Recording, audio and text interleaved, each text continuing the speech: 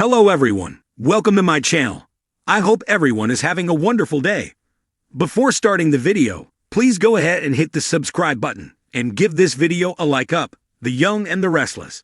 Billy tells Phyllis about Aristotle Dumas. Chelsea and Adam tell Connor they're back together, and Tracy think Alan is Martin.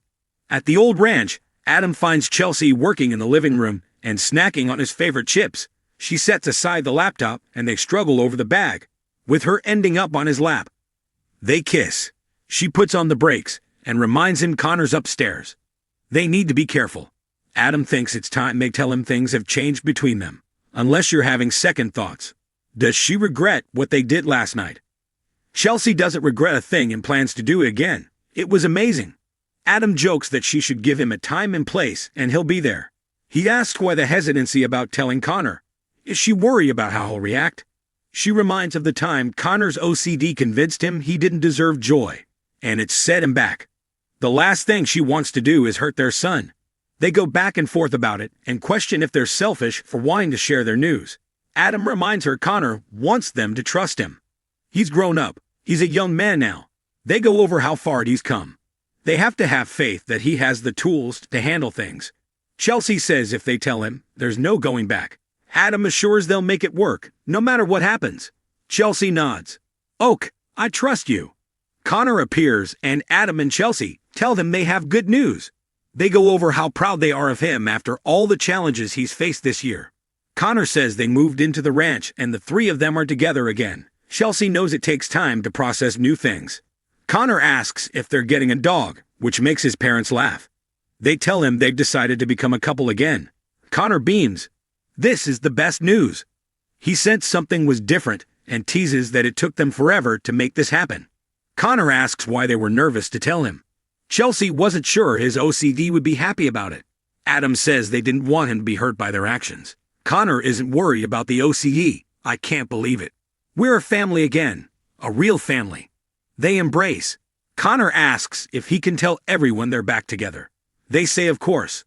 He asks if Sally and Billy know. Adam says they don't. Not yet. Chelsea explains they wanted to tell Connor first.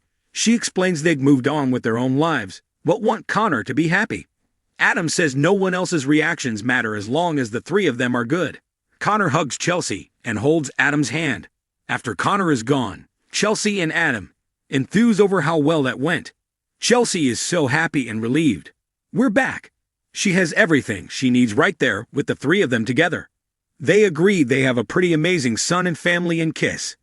Diane spots Phyllis in the GCAC dining room. She says she heard what happened. Her kidnapping sounded awful. Phyllis doesn't believe she cares. If she died, Diane would have planned a party. Diane insists she wouldn't want Summer to lose her mother and says she came over to offer her sympathies. Phyllis asks why she'd ever be nice to her. Diane wouldn't wish what she went through on her worst enemy, even her. She remarks on Phyllis still being nasty after looking death in the face. Phyllis stops her when she turns to leave and says she's sorry. Diane sits down and asks, "You're sorry for what?" Phyllis insists her apology is genuine. She was snarking at her out of habit. Diane agrees to listen to what she has to say. Phyllis tells her what she went through was horrible. Diane's very sorry. Phyllis thanks her. She says it changed who she is and gave her a new perspective. She wants to have a clean slate. Diane asks, "With me?" Phyllis shrugs. With the entire universe. Diane questions her being locked in a clinic with Sharon for days, and it changes her personality. Phyllis has a new mindset. She'll give her a pass, just to prove she can. She doesn't want to fight with Diane and is trying to bury the hatchet. Diane complains that she framed her for her murder and didn't give her a break after that. Phyllis was kidnapped by a madman. Give me a break here. Diane says fine. I'm happy to be your lab rat. Phyllis snaps. What did you say? Are you out of your mind? Diane gulps. What did I say? Phyllis hollers at her not to talk to her about lab rats. She rants that she would never do that to her and use her as an experiment. Diane asks her to calm down. She's open to peace between them. Why are you so upset? Phyllis cries that she's so sorry. Diane doesn't know what's wrong. Phyllis says the person who kidnapped them said it was an experiment and they were lab rats. Diane is appalled and apologizes. He'd never purposely trigger her like that. She asks if she can call her kids for her. Phyllis just wants her to go away. They can't do this. They say the wrong thing to each other all the time. Diane agrees to go and heads to the door. She passes Billy on her way out and tells him Phyllis needs help, but not from me. Billy joins Phyllis, who still looks distraught. He can tell she's not well. Phyllis says she's fine. I just want it to be quiet. She cries that she can't breathe, and he realizes she's having a panic attack. He gathers her coat to take her for fresh air. On Crimson Light's patio, Jack asks Tracy what's wrong. Tracy tells him it's Alan. I am not sure he is who he says he is. She gasps. Jack, I think I've made a huge mistake. Jack asks her what's going on. Had she decided it's premature or that she doesn't want to marry him?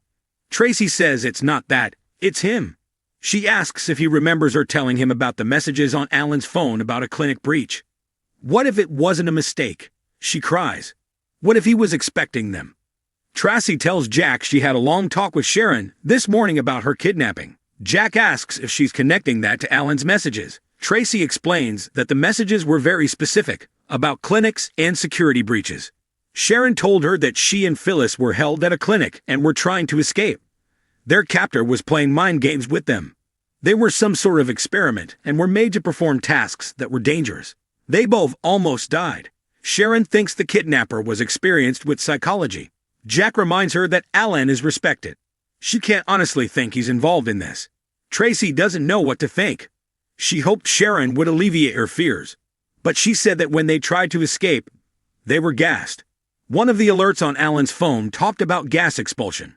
Jack gulps. Oh dear God. Tracy rants that his proposal was fast. It came out of the blue. And then the next thing he wanted to talk about was leaving the country. Now he's gone. Am I crazy?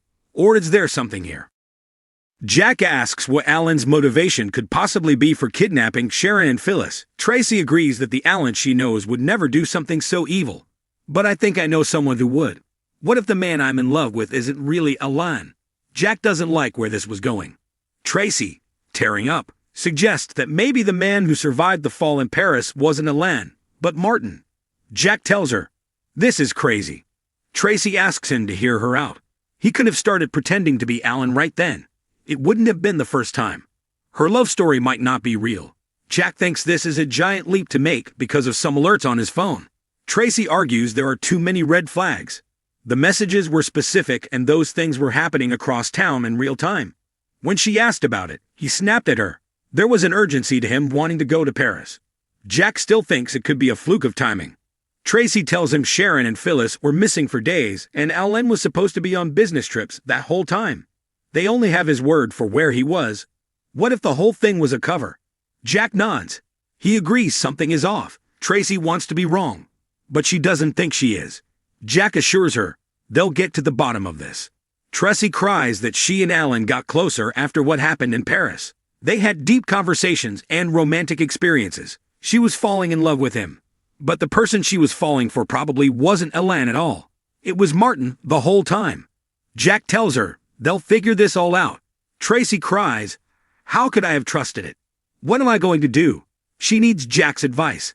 He wipes her tears and tells her she's not going to France. She can't be near Alan alone.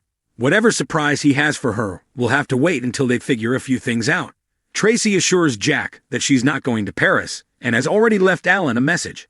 She explains that he once told her and Ashley that when Martin was off his meds he could be sociopathic. Jack says whoever took Sharon and Phyllis was definitely unhinged. Tracy says Alan told them he was capable of almost anything. He tricked Ashley and already pretended to be Alan once. Jack thinks they should tell Chance. We can't do this alone. Tracy agrees, but asks Jack to promise this stays between them. Jack hugs her. I promise. Tracy states if she's not right, she'll lose the person who means the most to her. If she's wrong, Alan will never forgive her. Jack says he's sorry, but he doesn't think she's wrong. In the park, Billy asks Phyllis if it's too cold. She says no, she likes the air. He wonders if she wants to talk about whatever's happening. Phyllis keeps breathing and tells him she was determined to make it a great day. She had breakfast with Summer and Nick and Sharon joined them. It was pleasant. We might have a new way to find the kidnapper. Billy says that's good. Phyllis explains that when Diane came along, she said something that triggered her. It reminded her of the clinic and how she felt there. She felt trapped and so weak. Billy reminds her she's one of the strongest people he knows. She shakes her head. Not there. She cries, I'm struggling, Billy. I'm struggling with this. She feels okay. And then something happens, and she suddenly feels like someone pushed me off a cliff. Billy reminds her what she went through would throw anyone off their game. Phyllis says, not me. She's supposed to be tough, and bounces back better than most people. Billy says she will. She has to give herself time. Phyllis worries about her kids seeing her like this. He asks how he can help. Phyllis tells Billy she wants to talk business to get her mind off of things. Billy tells her they're in a great position. They discuss an influencer they've brought on board, and Billy tells her he has more information to share. He asks if she's familiar with a businessman by the name of Aristotle Dumas. She's heard the name. Billy points out it's an alias. What with the double literary reference? Phyllis is chuffed to hear that he reached out to Billy and asks what interest he has in Avid Communications. Billy says he wants a piece of the pie. Phyllis points out he has Jack's funding and doesn't need another investor. Billy's not going to turn down more money. Phyllis persists. Why is he bringing another person in? Why does he need another set of opinions? She reminds him what happened with Lily and Jill. Billy asks if she wants the truth. She says, always. Billy tells her, Aristotle Dumas is the key to Chancellor. Phyllis asks what Dumas has to do with Chancellor. Billy says he wants to help them reacquire it and he'll handle the fallout. This is a good plan because he doesn't have to go after Victor. Dumas will do that, and he'll keep his hands clean. Phyllis asks, are you out of your mind?